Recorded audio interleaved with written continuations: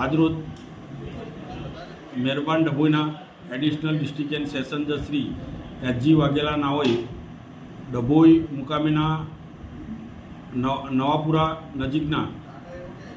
જમાતખાના પાસે બનેલ બનાવમાં સંડોવાયેલ આરોપી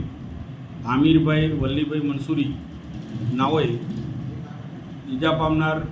તબરેજભાઈ સલીમભાઈ ઘાંચી નાઓને તેઓના હૃદય તેમજ પેટના ભાગો ઉપર ઈજા કરી ગુનો કર્યા અંગેનો કેસ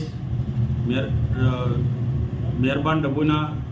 ડિસ્ટ્રિક્ટ એન્ડ સેશન જજ સાહેબની કોર્ટમાં ચાલી જતા આરોપીને 307ના ગુના સબબ 5 વર્ષની સજા તેમજ 15,000 દંડ ભરવાનો તેમજ 326ના ગુનાના કામે 3 વર્ષની સજા તેમજ ₹5,000 દંડ ભરવાનો તેમજ દંડ ન ભરે તો વધુ 1 માસની સાદી કેદની સજા ભોગવવાનો તેમજ ઈજા પામનારને